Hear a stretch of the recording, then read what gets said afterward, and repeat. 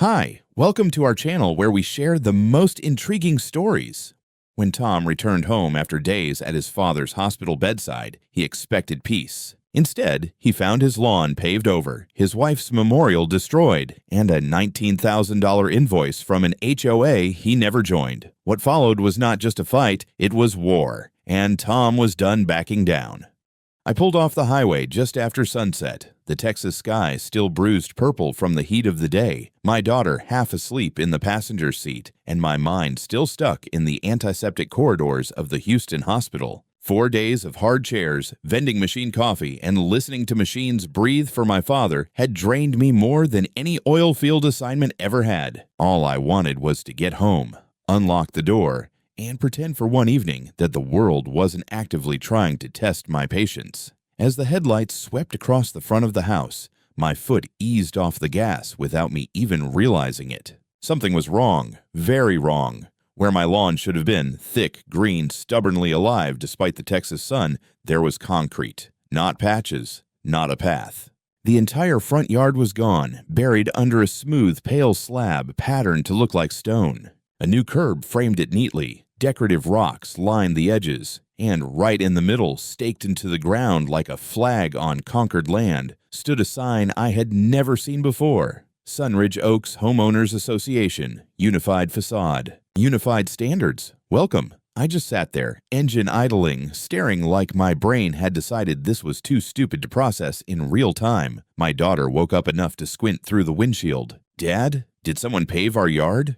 That was when my stomach dropped, not in a metaphorical way, in a physical, cold, hollow way that made my hands tighten on the steering wheel. I got out of the truck slowly, like the concrete might vanish if I moved too fast.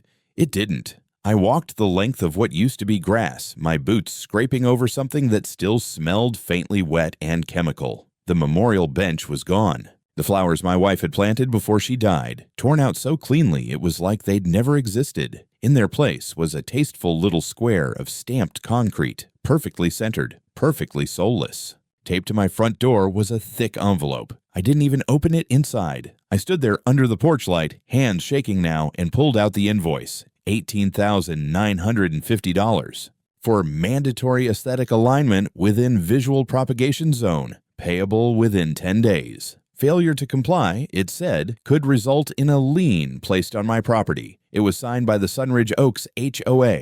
I wasn't a member. I had never been a member. I bought this place specifically to avoid people like this. I called the police because I needed someone official to tell me I wasn't losing my mind. 2 officers arrived, polite but clearly confused, and walked the property with me while I explained, probably too fast, that I didn't belong to any association and had never approved any work. One of them called the contractor listed on the invoice. The guy showed up 20 minutes later, nervous, sunburned, holding a clipboard like it could shield him. He said he had a contract. He said it had my signature. When he showed it to me, I laughed once, sharp and ugly, because it wasn't even close. Whoever forged it didn't bother to match the slant or pressure. It was my name, written by someone who had only ever seen it typed. The officers explained carefully that since the work had already been completed and the contractor claimed authorization, this was heading into civil territory. They took a report for the suspected forgery and left me standing there with concrete where my lawn used to breathe. After they left, I called an independent appraiser I'd worked with years ago and begged him to come out the next morning. Even in the dark, I could see hairline cracks where water should have been draining. Whoever did this hadn't just erased grass. They'd messed with the land itself. As I stood there, my neighbor from down the road shuffled over, cane tapping softly against the pavement. He looked at the yard, then at me, and shook his head. He told me he'd seen the HOA president, a woman named Karen, on my property 2 days earlier while I was gone, walking around with someone she called an inspector, pointing at the ground like she was planning a remodel on a house she didn't own. I thanked him because that's what you do when you're trying not to explode. That night, I didn't sleep. I sat at the kitchen table with the invoice, the photos on my phone, and the quiet understanding that someone had decided my absence meant permission. The next morning, the concrete still looked just as wrong in the daylight. Somehow I'd hoped it would be less offensive when the sun came up. It wasn't. It looked like a corporate plaza had metastasized in front of my home. The early frost had settled in the seams like tiny white veins. The memorial patch where my daughter used to sit by her mom's flowers was now a sterile corner of polymer stone. The only good news was that the appraiser showed up right on time, jaw tightening the moment he stepped out of his truck. He walked the perimeter with a level and a camera taking photos, making notes. Halfway through his inspection, he squatted by the curb and muttered, "Jesus, they cut into your root line. You see this? They poured right over your subsurface drain. If the slope's even slightly wrong, runoff's gonna flow straight under your foundation." When I asked how bad it could get, he replied, "If it gets under the slab, it could crack. If it cracks, you're not talking about lawn damage anymore. You're talking tens of thousands in structural repairs." Neat. Once he left, I changed into a clean shirt, printed every scrap of property documentation I had, and drove 3 miles down the road to the Sunridge Oaks HOA office. The building was one of those beige prefab units masquerading as respectable architecture, columns that didn't hold anything up, windows that didn't open. I walked in past a fake fern and a receptionist with a bored look and a nameplate that said Amber. "I'm here to speak to Karen Whitman," I said.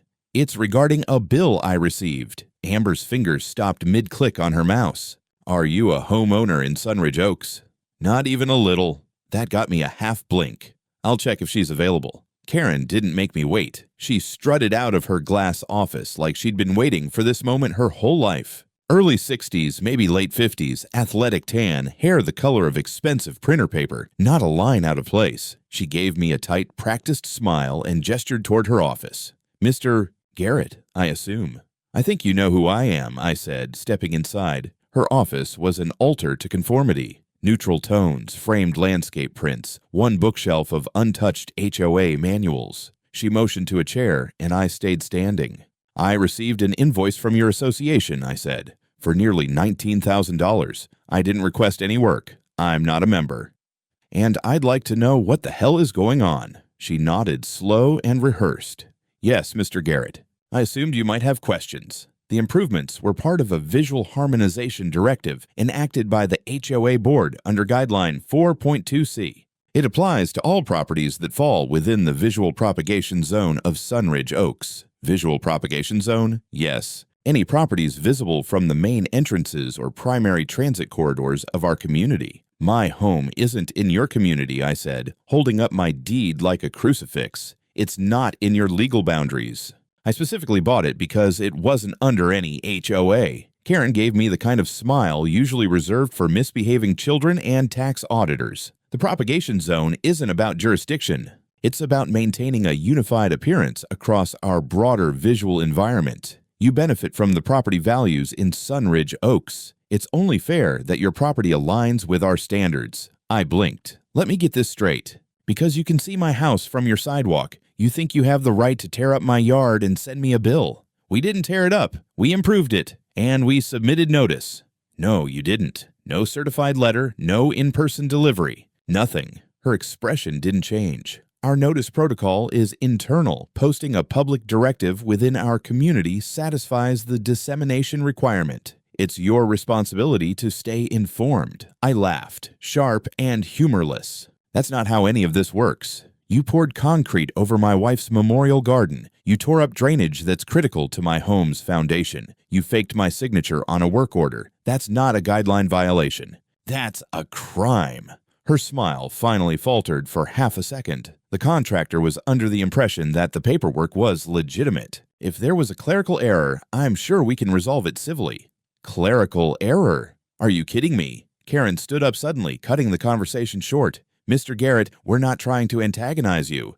We're trying to preserve the integrity of our neighborhood. If you disagree with the invoice, you are, of course, free to dispute it through the standard legal channels. But I'd remind you, failure to remit payment within 10 days will result in action to secure lien placement." She handed me a new copy of the invoice, this one printed on heavier paper. I took it without a word and walked out of that place like it was on fire. That afternoon, I scanned every document I had and forwarded them to my lawyer, Phil, retired federal prosecutor, now working civil litigation and real estate. He called me 20 minutes later. "Jesus Christ, Tom, did you piss off a cult?"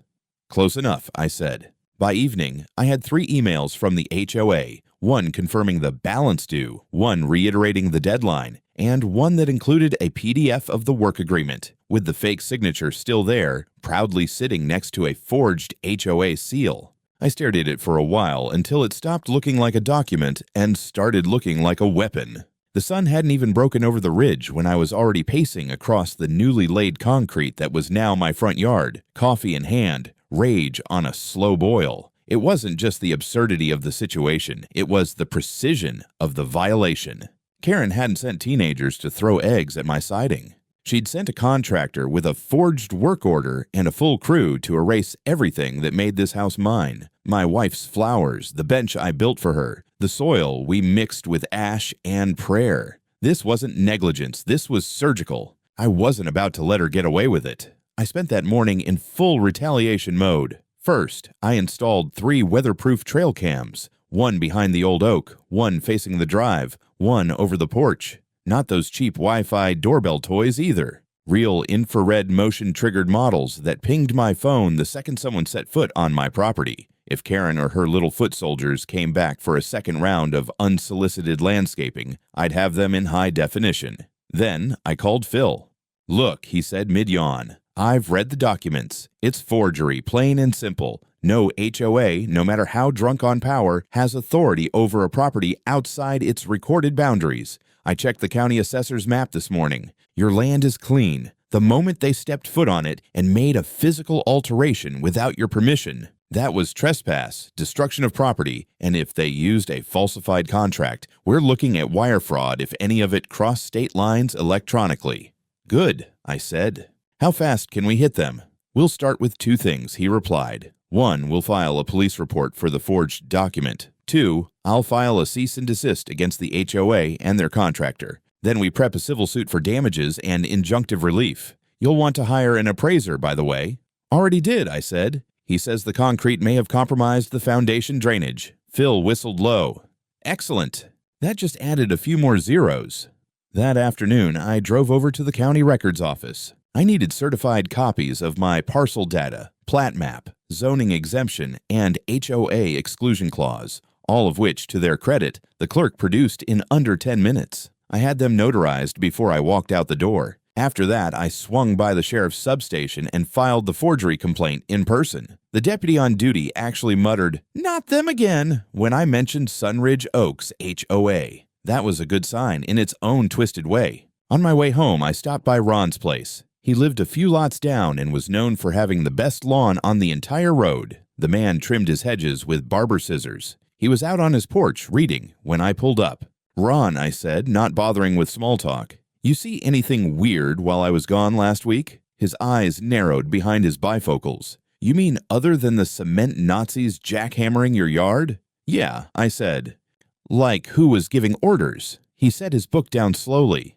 "Karen was here. Tuesday afternoon. Drove up with some guy in khakis and a clipboard. She walked him around your yard like she was hosting a garden tour. I was out back, but I heard her say something about aesthetic harmony and eliminating variables. She even pointed at the bench, told him it was emotionally disruptive.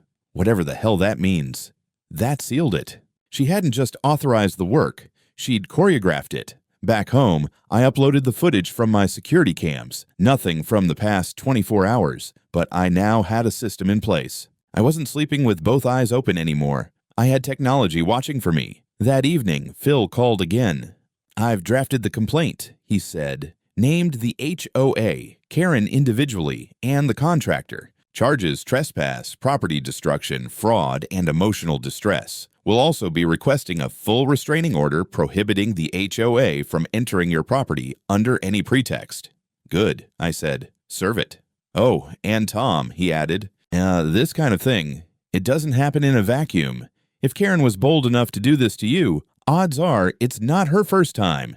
He was right, and that thought had been gnawing at the back of my skull all day. Karen was too smooth, too ready with the script. The sign they'd installed, the one with the HOA branding, that thing was professionally printed, staked in the dirt like it was a declaration of conquest. You don't do that for a one-off. You do that when you've already gotten away with it before. The next morning, my theory got back up. My daughter forwarded me a post from a neighborhood app, Sunridge Watch, or something equally Orwellian.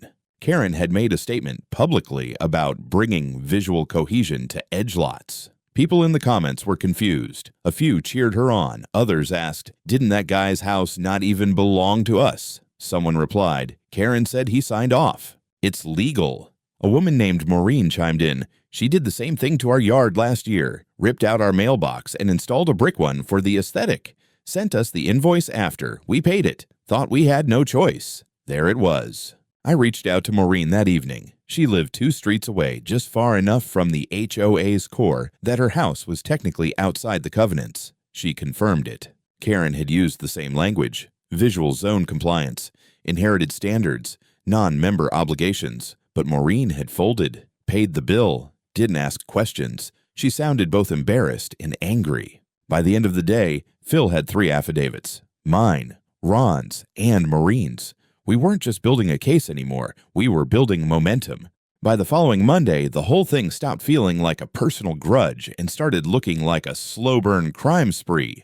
The deeper we dug, the more rot we found beneath Karen's polished veneer of community standards. I'd always suspected HOA types of being control freaks with too much time and too little sense, but this was deliberate, structured abuse of power. The civil suit was officially filed by noon. Phil had it couriered straight to the HOA office, along with the cease and desist letter, the formal complaint about trespass and property damage, and a notarized copy of the forged work order, highlighted in glorious color. For good measure, we included a demand for immediate removal of the concrete slab and full restoration of the yard under supervision. We didn't expect compliance, of course. This wasn't about playing nice. It was the legal equivalent of throwing the first punch and daring them to swing back. Karen responded exactly as expected, not with a formal statement, not with a lawyer, no. She posted a public update to the HOA board's website under President's Notes. I nearly choked on my coffee reading it. Sunridge Oaks remains committed to protecting the aesthetic integrity of our community. Certain fringe properties, while technically outside HOA jurisdiction, fall within the visual spectrum of the neighborhood and therefore influence collective value. The recent legal posturing from one such homeowner is unfortunate and disappointing, but we stand by our standards. Beauty is not a matter of borders, it's a matter of principle. I couldn't decide if she was quoting Mussolini or Martha Stewart. Phil laughed when I sent it to him. Jesus, she's daring us to escalate. I like it. Makes her look like an arrogant idiot in court. Meanwhile, the contractor started sweating. A man named Denny Karp, mid-40s, sun-damaged, salt-of-the-earth type who looked like he'd rather eat drywall than talk to lawyers. Phil got a call from Denny's attorney, who said his client wanted to cooperate fully. Apparently, Denny had no idea the contract he worked from was forged. When Karen faxed it to him, yes, faxed, like it was 1997, she claimed the original signature was on file. Denny came into Phil's office 2 days later and gave a full sworn statement. He didn't just throw Karen under the bus. He put her under the concrete mixer. She told me the homeowner was traveling, he said he'd agreed verbally and we were behind schedule. She was pushy, real pushy. Threatened to blacklist me from future HOA work if I didn't move fast. I should have checked harder. I didn't. I thought I was helping some suburban cleanup job. Didn't realize I was paving over a memorial garden. His voice cracked when he said that. I believed him. The guy wasn't a villain. He was a pawn, one who realized too late that he was laying stone over someone's grief. That testimony gave Phil exactly what he needed. He forwarded it to the county prosecutor. The DA's office responded within 48 hours. A young assistant district attorney named Monroe called me directly, said they were opening a preliminary inquiry into Sunridge Oaks HOA for misuse of funds, unauthorized work on private property, and potential document fraud. She sounded equal parts fascinated and furious. "This isn't just bad optics," she said. "If we find a pattern of coercion, misappropriation of HOA resources, and falsified communications, this could turn criminal fast." "Good," I said, "because Karen doesn't just need a slap on the wrist. She needs a spotlight and handcuffs." Meanwhile, I kept hearing from people. Maureen introduced me to another neighbor named Franklin, older guy, single, kept to himself. Karen had replaced his entire mailbox assembly without permission. When he protested, she claimed it had been voted on in the last board meeting. He wasn't a member. There was no vote. Just a fancy brick structure installed while he was in the hospital for surgery, along with a $600 invoice taped to his storm door. He paid it because he thought if he didn't, they'd come back and do something worse. He gave us a statement too. So did a younger couple, Jason and Alina, who lived near the back end of the development. Karen had sent them a compliance warning for having a red front door. They painted it gray, only to realize a year later that their property line was 10 feet beyond the HOA's official zone. Karen had lied. Again, the dominoes kept falling. Phil bundled all of it into an official complaint and sent it to Monroe. By the end of the week, she confirmed they'd opened a formal investigation. A county inspector showed up at my place to assess the drainage concerns. He took one look at the slope of the concrete and said, "Whoever laid this doesn't know what a runoff gradient is, or didn't care." I stood with him in silence for a few seconds, then said, "Can I sue them for being ugly, or is that just extra?" He smirked. "Well, if the water starts funneling under your slab and you get foundation shift, yeah. That'll be very real damage.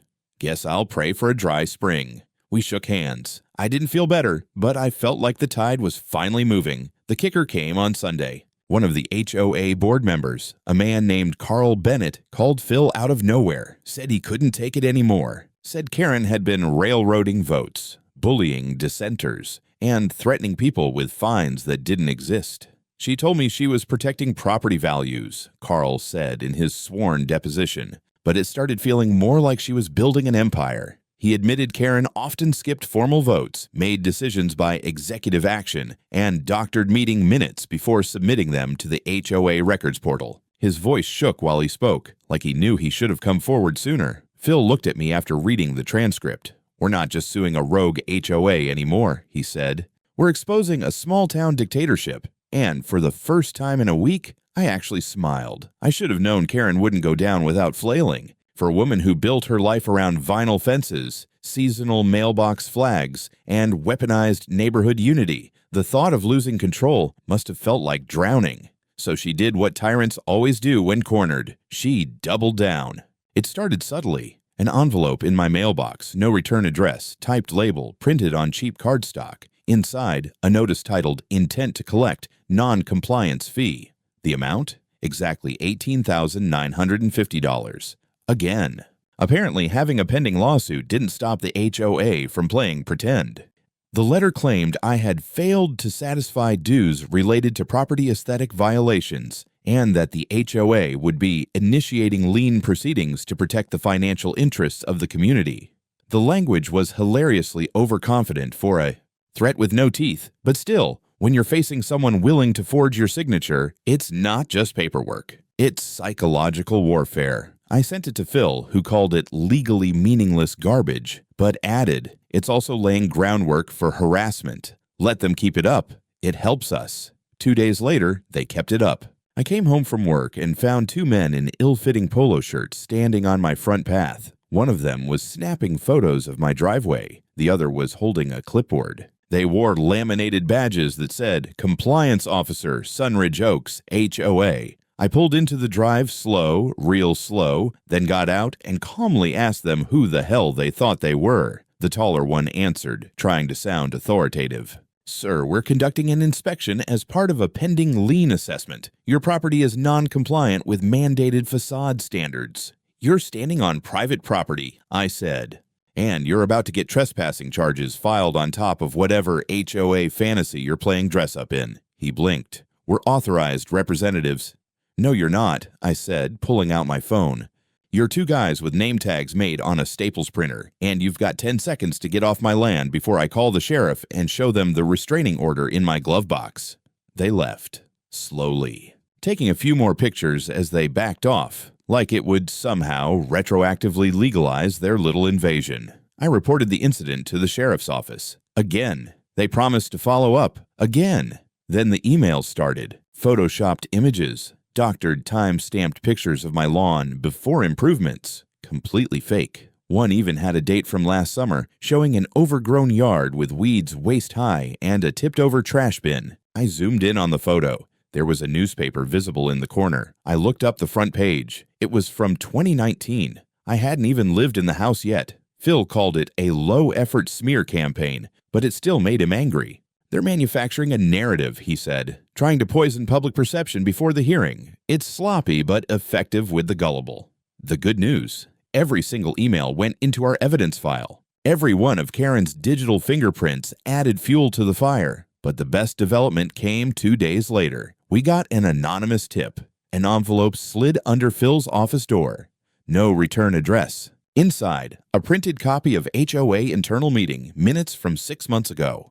Highlighted sections showed Karen proposing the Visual Propagation Zone Enforcement Protocol as a non-voting action under Emergency Aesthetic Authority. That wasn't just gibberish, it was non-binding gibberish. HOA bylaws require majority board approval for any new enforcement rules, especially ones that affect non-member properties. According to the document, only Karen and one other member had signed off. The others weren't even present. It was signed in ink by Carl Bennett. Phil got Carl back on the phone. "Is this real?" he asked. Carl sighed. "Yeah, she told us it wasn't an official vote, just a concept. I didn't know she filed it like it passed. She even told me she had legal cover to enforce it." "She lied," Phil said, "to you and everyone else. And now it's part of a criminal investigation." Carl agreed to testify, under oath, that he had never voted to authorize Karen's visual zone policy. That put Karen squarely on the hook for unilateral abuse of position. By then, the media caught wind. A local blog ran a short post.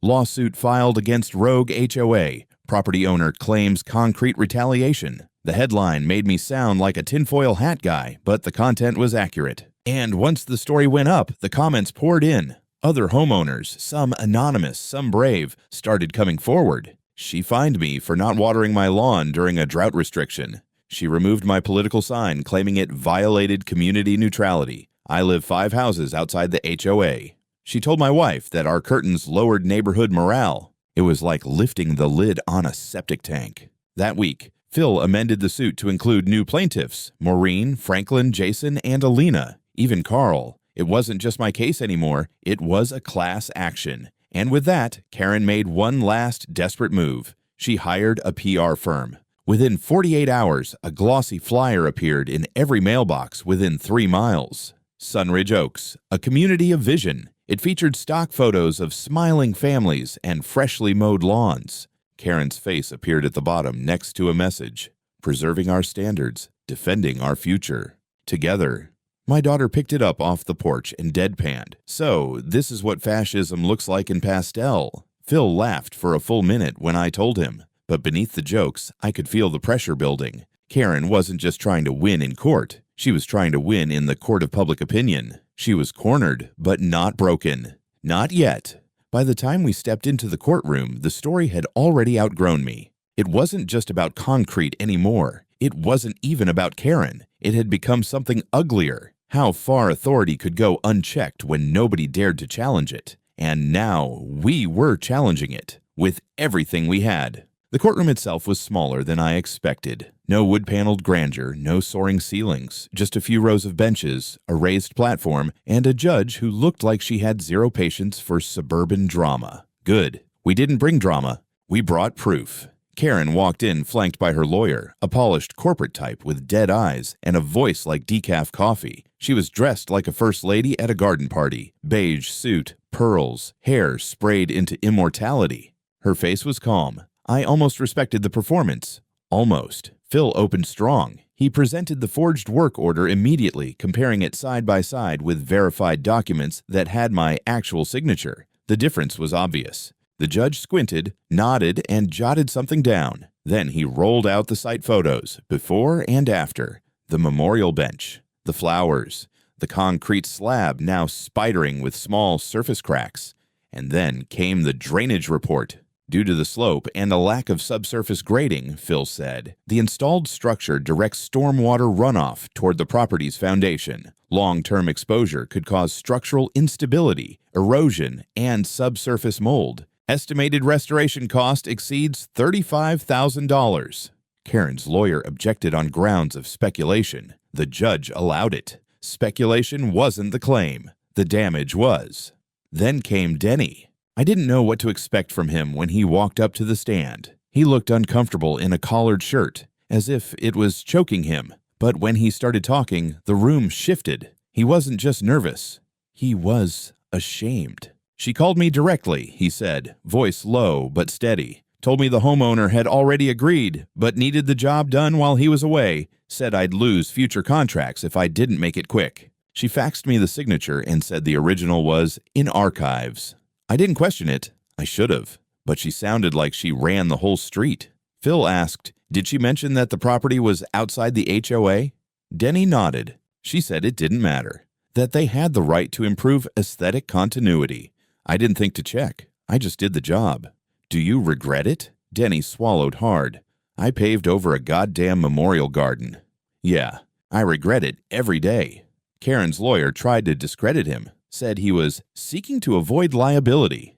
Denny didn't flinch. Lady, if I wanted to avoid liability, I wouldn't be here. The courtroom chuckled. Even the judge cracked a smile. Next came Carl. The poor guy looked like a man dragging a confession to the gallows. He confirmed under oath that Karen had bypassed the HOA board, that she'd filed a protocol no one approved, then altered the meeting minutes to make it look unanimous. He showed copies of emails where Karen called other members dead weight and warned them to stay in line or get replaced. She'd used budget funds to print flyers, buy signage, and hire compliance officers. None of it approved, none of it within. The bylaws. Then came the big one. The county inspector. She took the stand with a thick folder. She'd been part of the official investigation launched by the DA's office weeks earlier. What she found was damning. Multiple unauthorized enhancements were performed outside the HOA's jurisdiction, she said. These include structural modifications, non-permitted landscaping, and at least 2 instances of forced compliance on non-member properties. The HOA's actions constitute a breach of municipal zoning protocol and may represent criminal trespass. Karen's lawyer began to sweat. I didn't. I just watched her. Karen didn't blink. Not once. Then, as if the universe decided it hadn't humiliated her enough, Phil pulled out his last card, a printed copy of Karen's HOA group chat logs leaked by a now former board member. The chat included statements like, "They'll cave." They always do. We can't have him dragging down property values with that lawn. I don't care if he's not a member. If he wanted freedom, he should have moved to the woods. The judge didn't say anything at first. She just leaned back and stared at Karen like someone reevaluating a wine label after finding out it came from a gas station. Karen finally spoke. Briefly. Her lawyer asked if she'd like to clarify anything. She stood, adjusted her jacket, and said, "I acted in the best interest of the community." That was it. Phil stared at her like she'd just confessed to being a Bond villain. Outside the courtroom, reporters had gathered. The story had grown legs. HOA gone rogue. Veterans Memorial destroyed in HOA war zone. Texas man sues for freedom from concrete tyranny. I said nothing to the cameras. Just walked out with my daughter, who looked up at me and said, "Can we burn the sign when this is over?" You read my mind, I said, but the trial wasn't quite over. The judge ordered a recess until the next morning for deliberations. We had done what we could. The evidence was out. The rot was exposed. Now all that remained was whether justice would stick. The courtroom was packed when we returned the next morning. Not just with lawyers, reporters, and concerned citizens, but with people, neighbors, many of whom I'd never even met. Folks from outside Sunridge Oaks, property owners who had stories of their own. People who had stayed silent for years, assuming no one would believe them. Or worse, that they were the only ones. Karen sat at the defense table like a woman who still believed the world would bend to her spine-straight posture. Her hair was immaculate, her hands folded neatly over a leather-bound planner. But her face was different now. The smugness had calcified into something brittle. Not fear exactly, but certainty cracking at the edges. The judge called the court to order, her voice firm. Having reviewed the testimony's documentation and the extensive record of actions undertaken by the Sunridge Oaks Homeowners Association, this court finds the following. Everyone leaned in. Even the air held its breath. 1. The HOA had no legal jurisdiction over the plaintiff's property, as confirmed by county records and zoning designations. 2.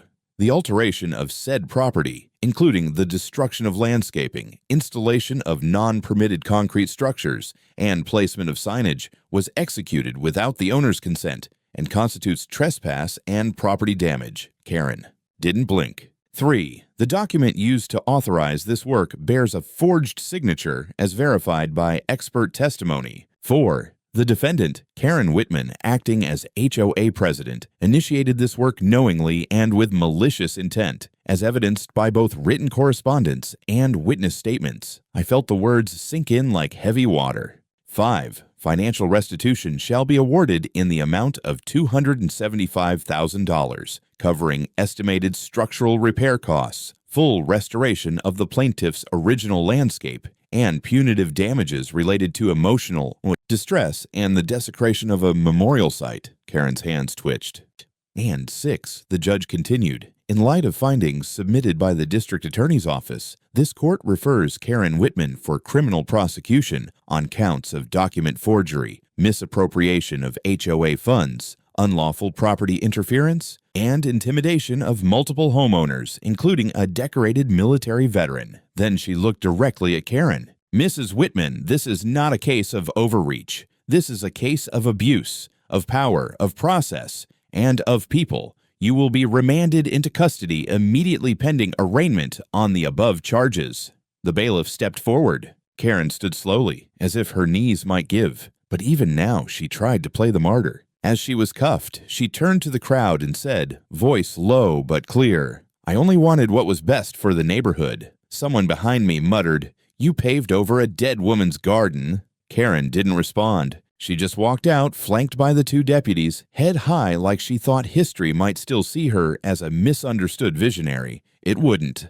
Outside, the courthouse steps buzzed with news cameras and local anchors giving breathless reports. I gave one short interview. Just one. I looked into the camera and said, this wasn't about a lawn. It was about control. And we're done letting people like that bully entire communities into silence. I didn't wait for follow-up questions. Back home, the sign was gone, removed that afternoon by county workers under order of the court. The concrete stayed a little longer, pending a certified removal crew, but already I could see the change. Neighbors waved when they passed. People dropped off pies. One kid, Jason and Alina's, left a handwritten note that said, I'm glad you won. Can we have a real block party now? We would. And somewhere inside, I knew Karen wouldn't understand any of it. Not the verdict. Not the fallout. Not the collective sigh of relief from dozens of homeowners who had been living in quiet fear. Her world was made of rules, and those rules had finally been used against her. 3 weeks after the verdict, the front lawn was a mess, and for once that felt right. The concrete had been jackhammered and carted away in sections, revealing scorched, compacted soil underneath. The flowers were gone, of course, and the old irrigation lines had been shattered beneath the slab. But I didn't mind the destruction. It was honest now. And for the first time in months, I felt like the land could breathe again. Like we all could. I was kneeling by the garden bed, trying to rework the soil by hand, when my daughter walked out with 2 lemonades and a smirk on her face. She's on TV, she said, handing me a glass. I stood up, wiped my hands, and followed her inside. The news segment was already mid-roll. Inside the cell, HOA president speaks out. The local station had somehow scored an exclusive interview with Karen Whitman. There she was, seated stiffly in a beige prison-issued jumpsuit, hair slightly less perfect but still clearly dyed, her posture as upright as ever. She looked at the camera the same way she looked at the judge, like she was speaking to an audience that just didn't get it. I wasn't trying to hurt anyone, Karen said, eyes steady. I only wanted to maintain order. People don't realize how quickly a neighborhood can spiral when one person decides the rules don't apply. I was trying to protect the community. Sometimes leadership means making unpopular decisions. The reporter asked, do you regret falsifying documents or using funds without approval? Karen didn't hesitate. I regret that it came to that. But I still believe what I did was necessary. I just didn't think they'd fight back. My daughter muted the TV. She still thinks she's the hero. She always did, I said. Phil had told me Karen's trial on the criminal charges was scheduled for spring. She was facing multiple counts, document forgery, unlawful use of funds, criminal trespass, fraud, and attempted intimidation. Minimum sentencing guidelines meant she'd be inside for years. But even in jail, she hadn't cracked. She wasn't raging or crying. She was trying to spin it into legacy, as if future HOAs would name bylaws after her. Outside, a truck pulled up. Ron stepped out with a shovel in one hand and a flat of new seedlings in the other. Thought you could use some help rebuilding what she tried to erase, he said. Behind him, Maureen and Alina showed up, each with gloves and baskets of cuttings. Even Carl came, carrying a folding chair and a cooler. We didn't say much at first, just worked, dug, replanted. We rebuilt the garden. The new bench was simple, pine wood, sealed and clean. My daughter burned a quote into the backrest. No more concrete over memories. We mounted a small plaque beside it that read, "Private property, no HOA. No trespassing, no Karens." By evening, the front yard looked more alive than it ever had. Not perfect, but real. Not imposed, but chosen. As the sun dipped behind the hills, we lit the grill, cracked beers, and turned the once battleground into a backyard again. Phil showed up late, holding court with Carl and a few others. Someone brought up forming a neighborhood coalition, but we laughed it off. "No more structures," I said. "Just people who talk to each other." The barbecue lasted until well past dark. I stood at the edge of the lawn looking out at what had once been a slab of domination, now blooming with color again. Not the same as before, but nothing ever is after a war. Inside, the mailbox held a final envelope from the court, confirmation of restitution payments, notification that the HOA had been officially dissolved after a board vote, and that all pending liens under their name had been invalidated. Karen had fallen. Her empire of ornamental tyranny was no more. And the neighborhood. It finally started to feel like one, not because of her rules, but because we'd learned how to stand up for our own.